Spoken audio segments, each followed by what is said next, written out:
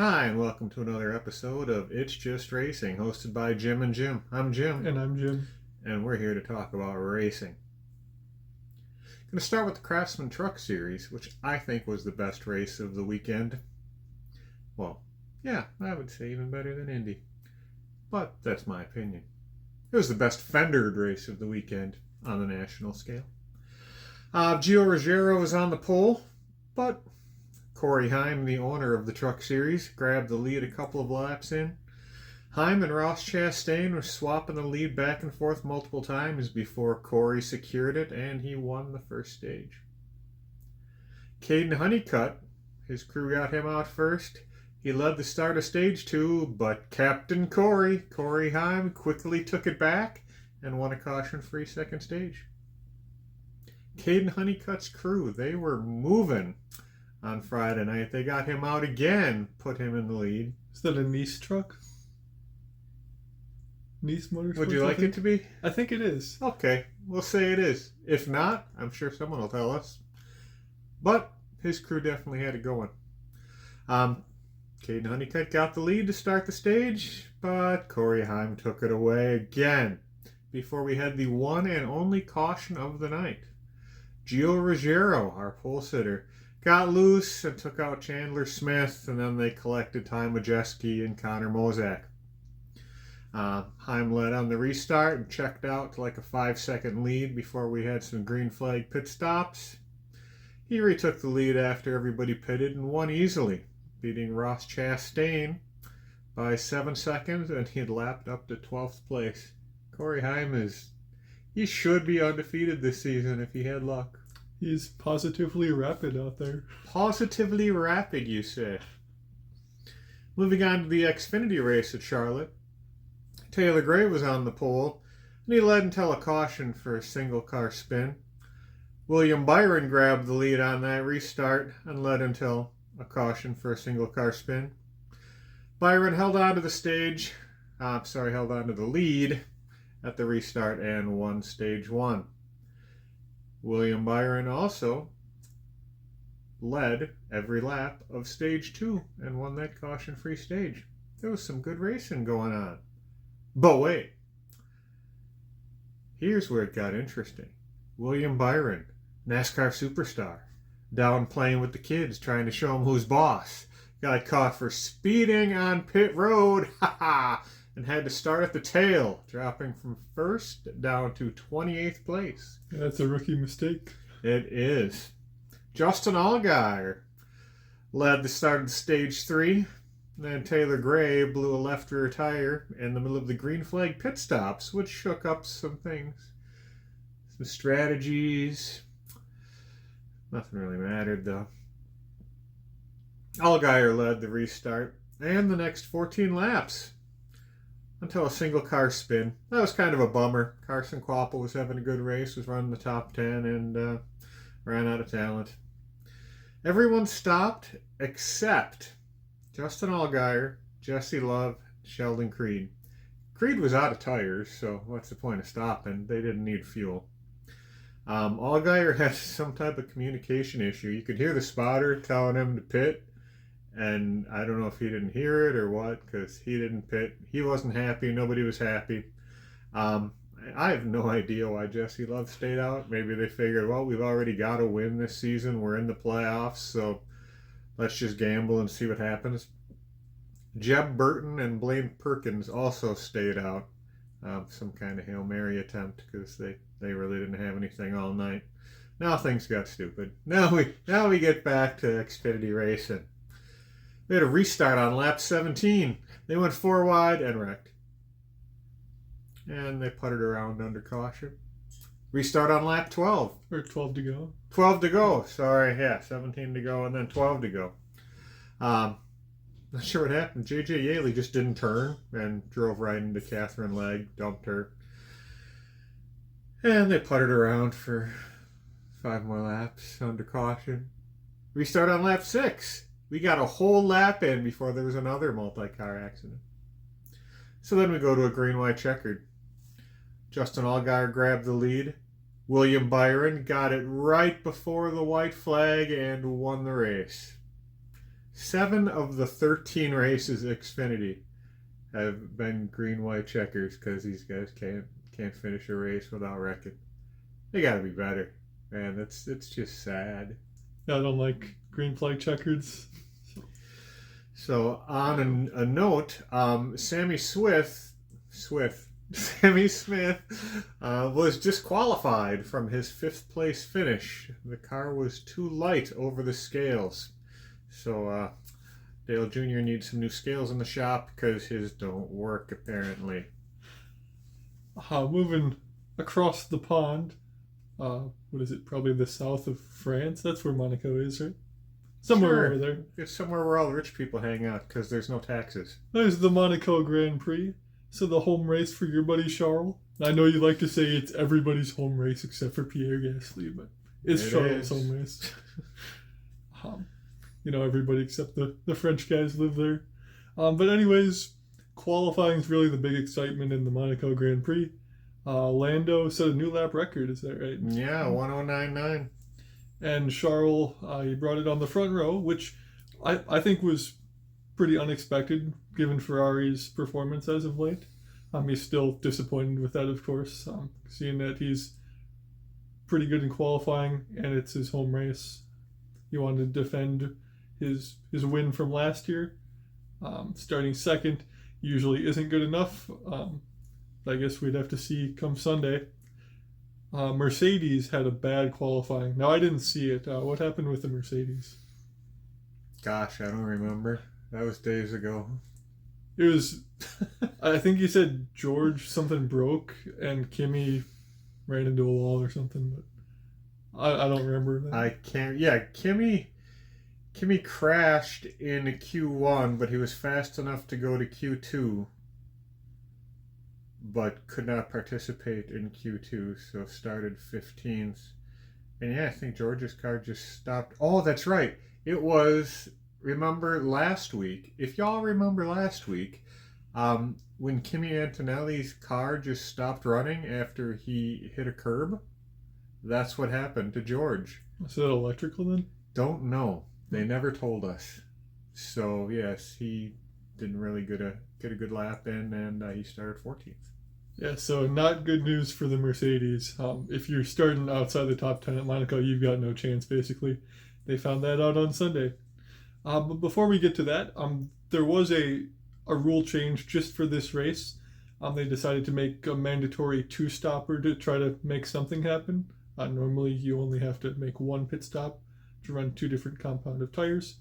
But they made the 2 pit stops here to try to get some pit strategy, some passing, maybe an undercut. And they brought the softest tires again, like they had at Imola too. So they tried to get something to happen there at the streets of Monaco. Yeah, but come race day, it was really just the same Monaco. Lando locked up the tires going into turn 1. In the cool down room afterwards, we heard Oscar thought that he had wrecked. Luckily, Lando was able to keep it on the track, out of the wall, keep the lead, and then they paraded around the circuit from there. That's the right word. There was almost a pass on the first lap.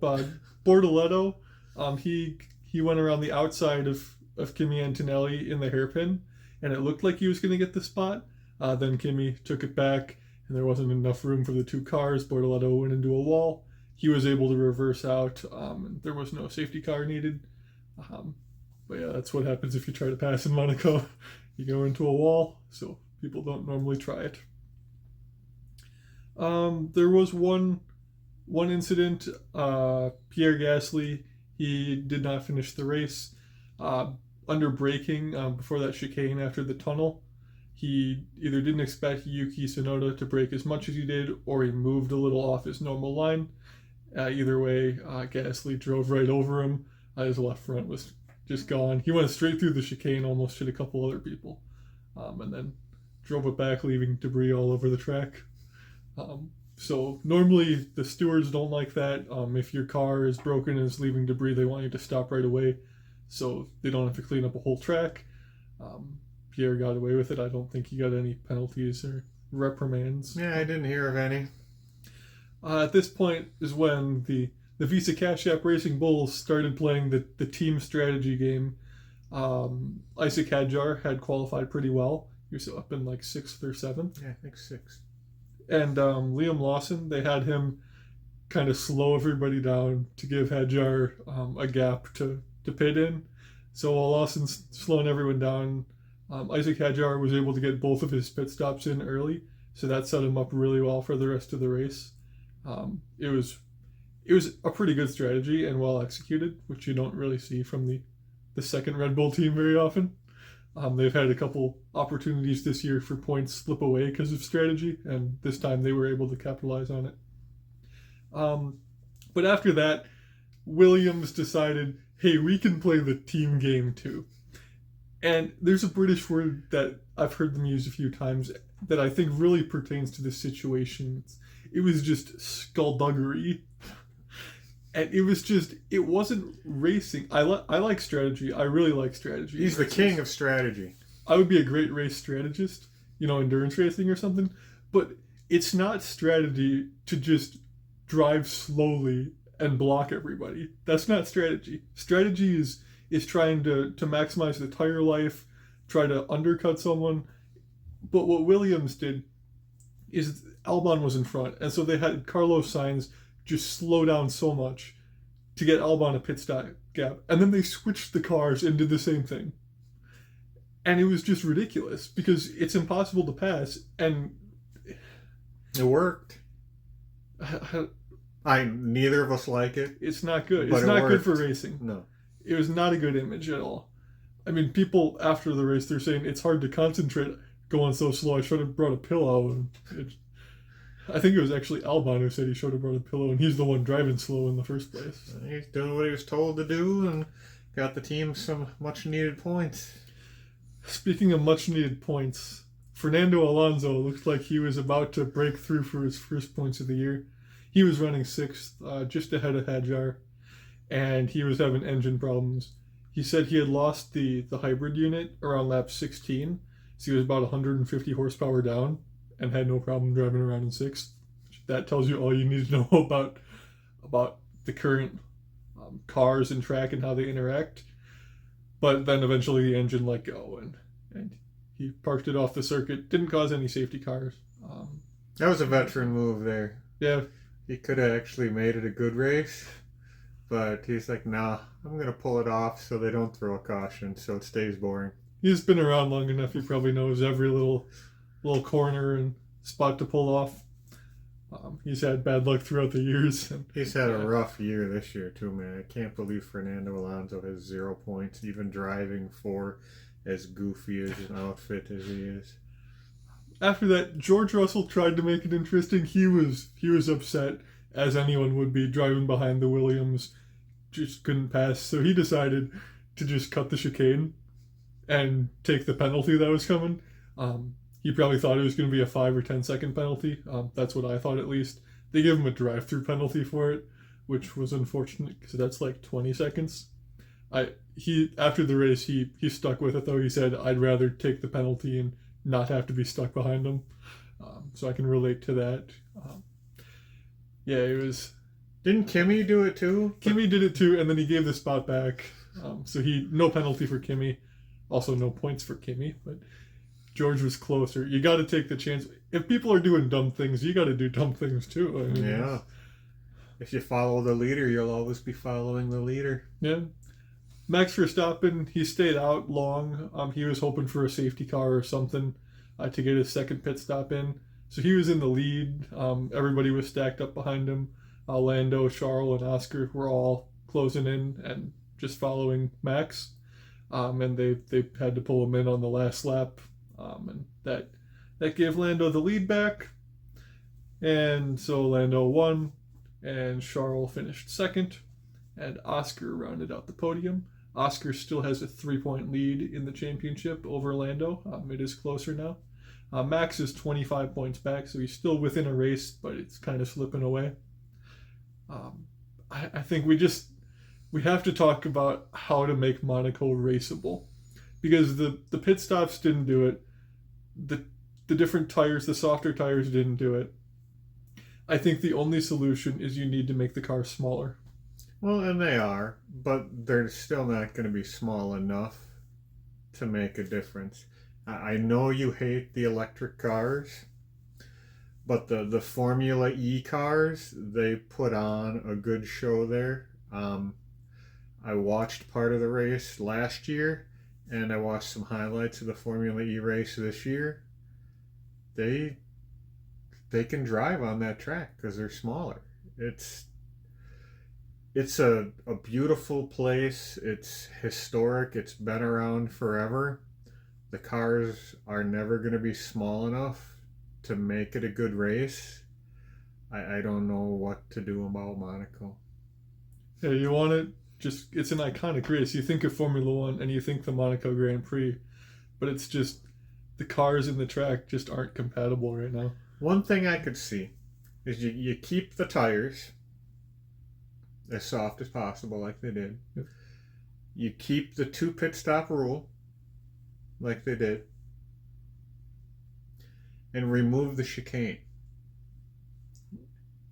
Now, it won't work as well next year since they're getting rid of DRS, but imagine if that was another DRS zone. I think that's got to be there for safety reasons. So they could already going through They're the tunnel. so damn slow, you don't need safety No, but going through the tunnel, they're hitting 170. If you take out the chicane, I don't know if they could do that. Well, it's just my idea. No, I've heard that idea before. Oh, and it okay, it wasn't my idea then. Well, I think it's a good idea in theory. It's just I don't know if they would be able to put the necessary safety stuff up, just because that would be then the only place you could pass, and people would just be sending it at 200 miles an hour. True. I don't know. Something has to be done. I mean, they're dropping tracks left and right. I don't think Monaco is safe, but our track is not on the schedule next year. Well, the schedule is not official next year, but Imola is not going to be on it. No. So, I don't know. Maybe they'll rotate things, but something's got to be done. You take the George Russell idea, put the sprinklers on, have a wet race all the time. Yeah. No, it's something to think about for everybody at Formula One, everybody at Monaco, what they can do to the track, to the cars, because it's got to be something, because we can't just have a parade every year. Yeah, but it's been a parade every year, and 250,000 people still show up, and we all watch it on TV, so maybe they don't have to do anything because we're going to watch it anyway. Well, after Monaco was over, we headed over to Indianapolis, hoping for some more excitement, something to wake us up. I did not fall asleep during Monaco, though, so really? That's good. Oh. Yeah. Unfortunately for us, the start of the Indy 500 was delayed due to rain, so we had to wait another hour. And then once we were about to start going, Scott McLaughlin, warming up his tires, spun it into the inside wall on the pace lap, and he was out of the race before it started. That was bad. Yeah. I felt so bad for him. I mean, you could see he was devastated. So, not a good way to start your race. No, Team Penske didn't have the greatest day. There was some more chaos on the pace laps. Scott Dixon, his brakes were just on fire before the race even started, which turned out to be pretty important later on. They got him out and he started the race, but that was pretty weird. I haven't seen that happen before a race starts. So at that point, the pace laps started counting because they'd just been running circles behind the pace car for a while. And so we went green on lap 7 or 8. Something like that, yeah. Not green for long. Marco Andretti crashed in turn 2 of the first green lap. It was somebody moved up a little bit. He was taking a 3 wide and just into the wall. Not a lot of room for aggressive moves like that. If somebody moves just a little bit, you're done. And he found that out pretty quickly. Takuma Sato got out to the early lead. He led a lot of laps early on. 48-year-old out of Japan. That was good to see. He was one of my picks to win. Alexander Rossi, he had a problem. There's some sort of fluid coming out of the exhaust. Could have been oil or something. He had to pit, and then once he got in his pit box, there's a fire. His car started on fire, so that's not good. No, it's never good to be on fire. Luckily, he was all right, and the crew guy who was on fire, I heard he was okay as well. Yeah, the gas man started on fire. 'Cause, I think whatever was burning, once they started fueling, and obviously you spill some when you fuel, that's when it went up. And gas man was on fire, and that's a scary situation, especially for those of us who've strapped in and had cars be on fire before. But everybody was good, so. There was no caution for that because that was isolated to the pit lane, so the race stayed green until Rinus VeeKay came into pit, and he came into pit and he had no brakes, and that's not good when you're going over 200 miles an hour. So he ended up spinning into the wall before he got to where all the crews were. Now at first it looked like he downshifted or something. Yeah, it looked like he crashed on purpose, but just to save the crew guys. In his interview, he said he just lost it, that the tires locked up once the brakes did catch. So either way, spinning in the pit lane because he had no brakes. So not much he can do about that situation. So that did cause a caution then. And then under caution, you had more pit chaos. Robert Schwartzman, your pole sitter. Rookie pole sitter. Under caution, his very first oval race. Probably not his first race with pit stops though, so that doesn't explain what happened. He drove into his pit crew and the wall. Yeah, he wrecked the left front. Well, he wrecked 4 pit guys and then the left front. It was nuts to watch. Just taking out 4 of your pit guys as you're driving into the wall and wrecking the left front to end your rookie Indy 500. It's kind of an embarrassing thing to see. Yeah, his Indy 500 experience definitely had its ups and downs, I guess you could say. That was definitely the low point for him. None of the pit crew were injured, so yeah, everybody was good. Okay. So we can say it was a comical incident, I think. In hindsight, yes. Yeah. I'm not sure you could replicate it. I don't know how you do that. Then we got back to green for about one turn before Kyle Larson. He spun. It looked like he downshifted. He did. He downshifted. They were kind of slow ahead of him. All the restarts were weird. The leaders were going slow. It was a rookie move by Larson, but they were slower than he thought. So he downshifted from 4th to 3rd. You should not do that. And spun, yeah. Yeah, and he just tagged the left rear of Kiffin Simpson and wrecked him. And Stingray Robb had to move up into the marbles to avoid him and ended up wrecking as well. He got sucked into the wall and ended his race too. So there's 3 cars out from one downshift. Yeah, Kyle screwed up. It's kind of a bummer.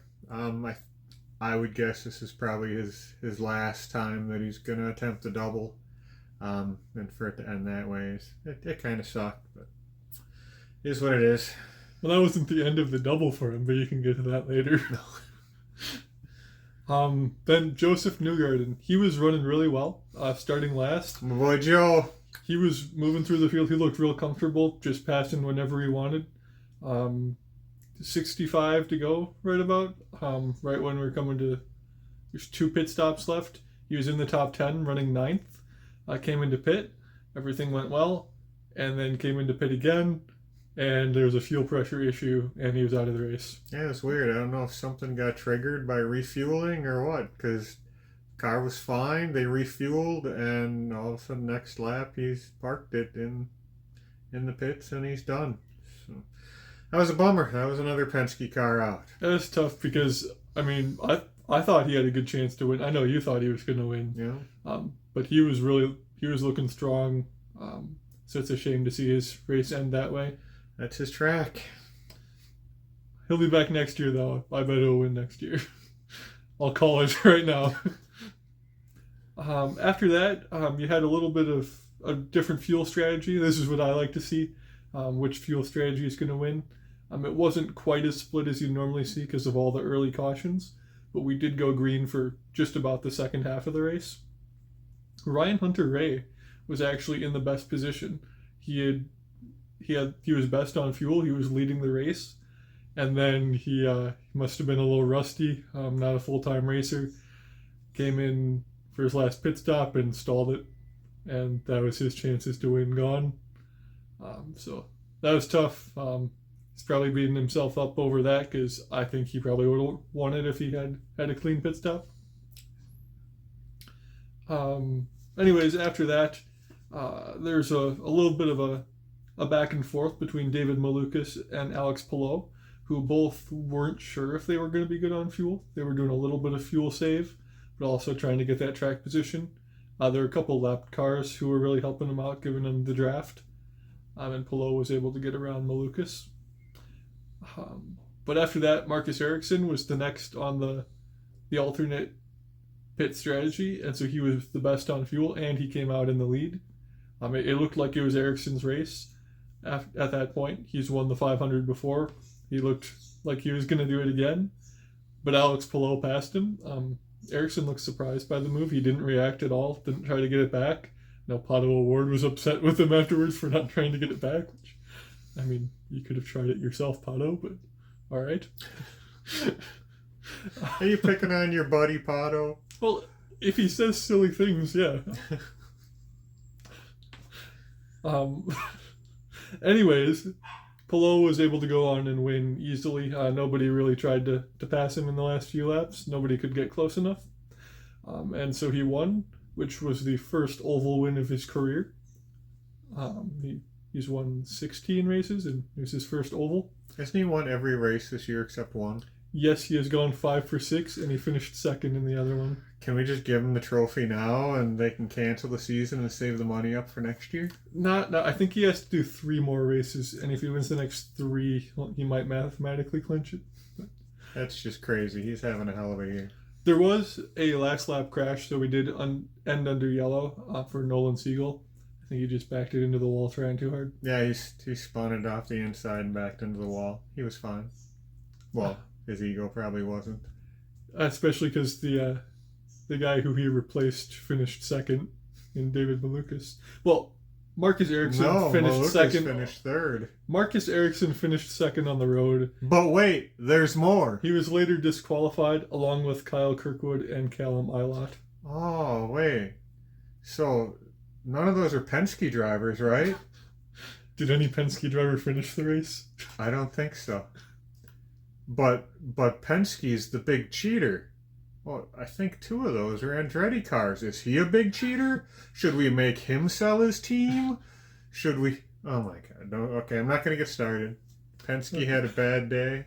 Andretti, they were much more cheaty than Penske filling in a seam so it looked better. Well, in the end, it was Alex Palou with the win, David Malukas with second place, and Pato O'Ward in third. And just to note what that does to the championship is Alex Palou has a 112-point lead over Pato O'Ward. I believe it's 50 points for a win, so he's got a 2-race gap after 6 races. So he can not start the next 2 races and still be in the lead? That's correct. Awesome. So, those disqualifications. Just let me get my telephone here because I got the updates today. Ericsson, Andretti driver, and Kirkwood, another Andretti driver, were found with modifications to the energy management system covers and the cover to AR mounting points with unapproved spacers and unapproved parts.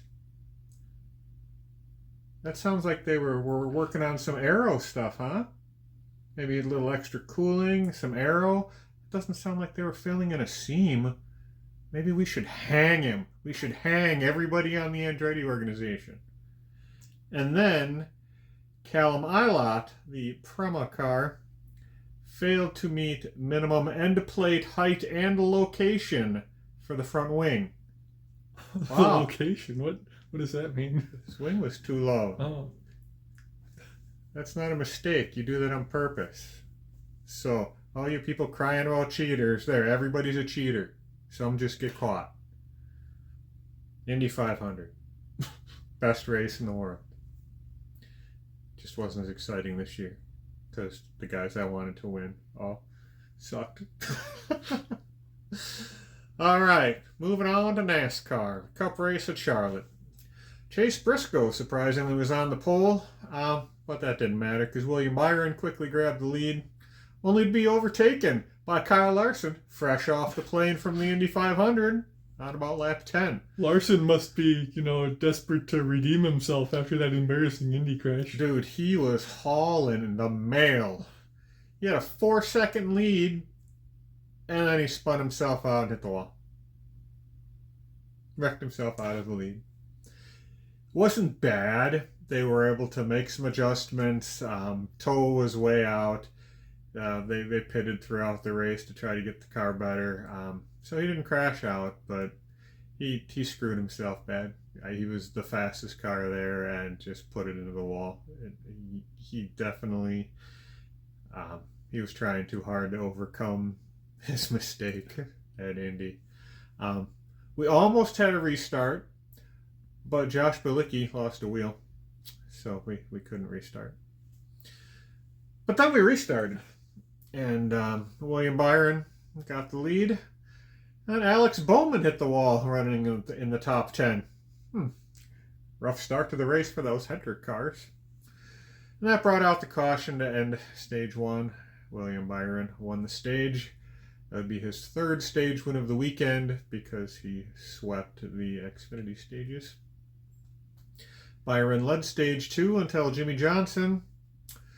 Jimmy Johnson's old. He just doesn't have it anymore. I hate to say that. I like Jimmy Johnson. But, his cars are getting better. And they should probably stop putting the time, energy, and money into Jimmy driving once in a while because it never works out. He does not do well. I know everybody's going to say, he finished in the top 5 at Daytona. Anybody can finish in the top 5 at Daytona, so that doesn't mean anything. Anyhow, Jimmy Johnson ran out of talent, lost control, hit the wall, collected Cole Custer and Connor Zilisch. Johnson was out of the race, scored last, 40th. I think it's time to hang up the helmet. What say you, James? I think that his IndyCar racing from a few years ago speaks for itself. Yeah, he was really slow, wasn't he? Anyhow, William Byron, hey, he still led after the restart. Led throughout. Had the green flag pit cycle. William Byron continued to win and won the caution-free stage by 9 seconds. Wasn't the caution-free stage, though, so I don't know why I said that. Start stage 3. Hey, Byron still leads, but then there was a caution for a single-car crash. And then we had a restart, and there's a 5-car crash, which finished off Kyle Larson, knocked him out of the race. So that was the end of the double for Kyle Larson. Not a good day. So instead of 1,100 miles, is there a count on how many he got? I'm sure there is. I don't know it. I feel bad for Kyle. 550 maybe, 570. I seriously think he's done trying to do the double. Just the logistics and the time it takes, and I think this was it, and it sucks that it ended that way, but it is what it is, and that's racing, and we can't always control what we do. But he wouldn't have been back there if he wouldn't have wrecked himself out of the lead. So, Larson, Blaney, Daniel Suarez all crashed out. Byron still led after that restart, but all of a sudden, Denny Hamlin out of nowhere. And what? Who's in the 77? Carson Hocevar. Kid found some speed. So, yeah, lead was swapped multiple times with Hamlin and Byron, with Hocevar just hanging out, waiting for someone to screw up. That was a good end to stage 3. It was fun to watch. Byron did hang on to win it, but Hamlin and Hocevar were right there. Start of stage 4. pit crews did their job. Hamlin got out first. Hocevar got out second. Hocevar's motor blows up on the restart. That's the first time I've ever felt bad for Carson Hocevar.